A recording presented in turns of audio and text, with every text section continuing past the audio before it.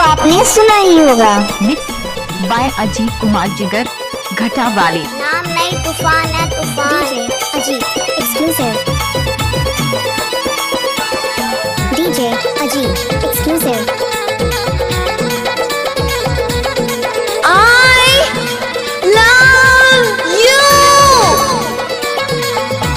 DJ Ajit exclusive. क्या मतलब?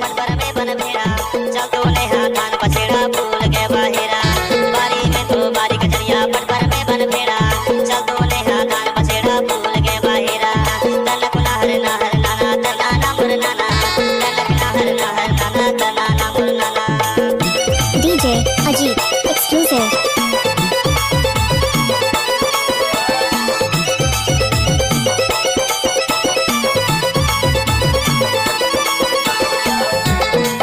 DJ Ajit exclusive.